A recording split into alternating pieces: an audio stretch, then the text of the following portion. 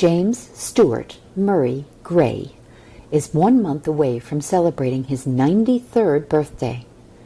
In the span of his 9 decades of life, he has called 3 nations home: Canada, the United States, and his beloved Scotland. Remarkably, James served in the armed forces and reserves in all 3 of those countries, beginning with Scotland in World War II at the age of 17, for Canada during the Korean War, and eventually for the United States in the Army Reserves.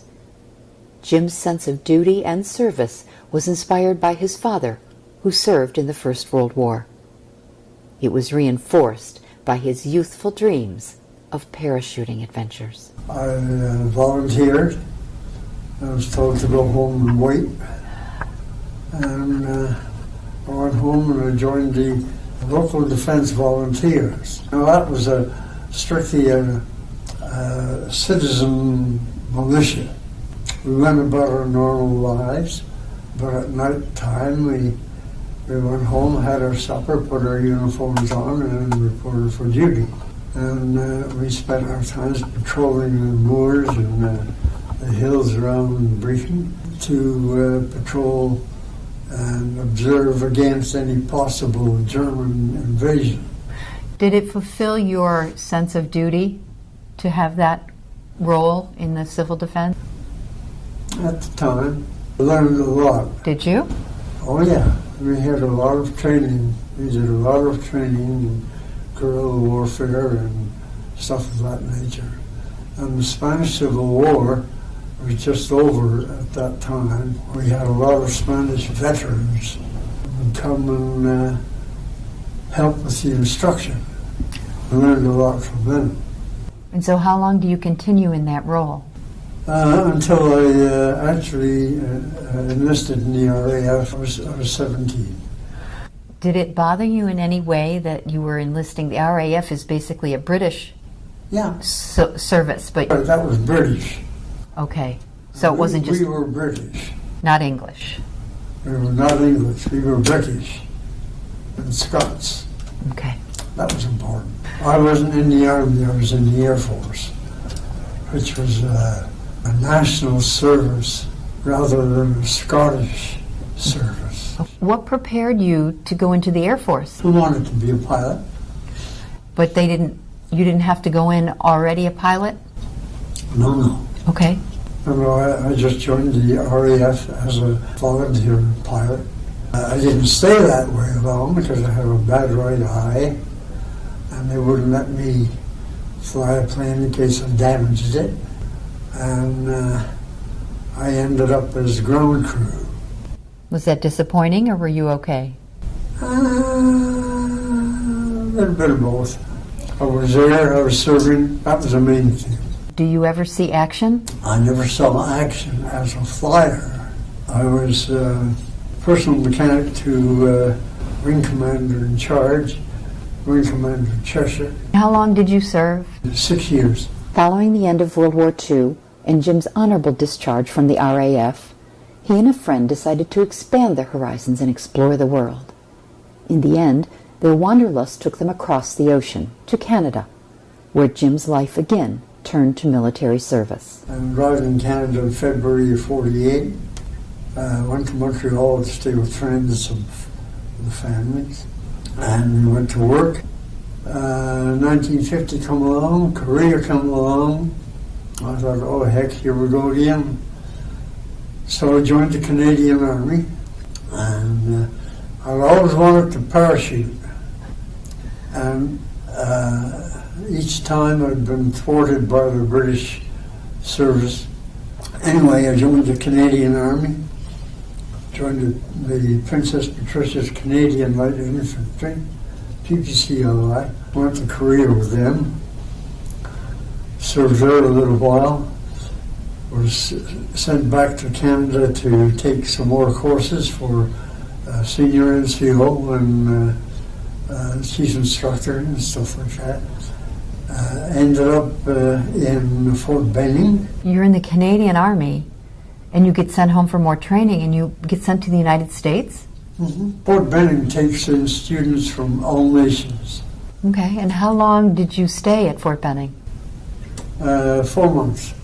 Well, a little over, because I got married there and spent an extra 2 weeks. So you met your bride in Fort Benning? My first bride. After the course, I was sent back to Canada.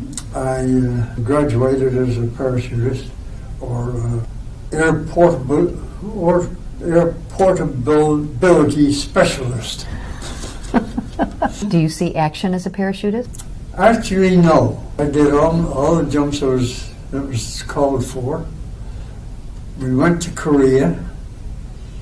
The minute we landed in Korea, we were downgraded to what we call leg, which is regular infantry, and sent to front lines. So I never did jump in Korea, which I'm kind of glad I didn't. Why? It's a nasty country to jump in. Trees, hills, mud, slime, and rice paddies. Thick and watery and muddy and human excrement. Oh dear. That's what they use to fertilize the rice paddies. And if you landed in that, you smelled for quite a bit. I can imagine. And how long did you stay with the Canadian? Was it the Army that you were in Canada? Okay, how long did you stay with the Canadian Army? About 7 or 8 years, actually. So it was a mini career. I planned to make it a career, really. And what happened? Well, my father-in-law, farmer in Tallahassee, asked me to take over his farm. Tallahassee, Florida? Yeah. Okay. Manage it for a while he was working another job. So at the end of my 7 years, I quit. I had the choice and moved down to Florida. There I went to work with him, and finally he sold the farm. I went to work for the Florida Department of Transportation, and I joined the U.S. Army Reserve. But you're a Canadian. You're a Canadian and a British citizen, not an American citizen. So Right. How is that allowed? I had to become a citizen. Did you have to give up your other citizenship in order to do that? At that time, I didn't know that at that time I could become a dual citizen. Did you have any reservations about giving up your citizenship? Oh yeah, So why did you do it? because of my wife and the family. So now you're an American citizen and you joined the reserve? The Army Reserve. Why?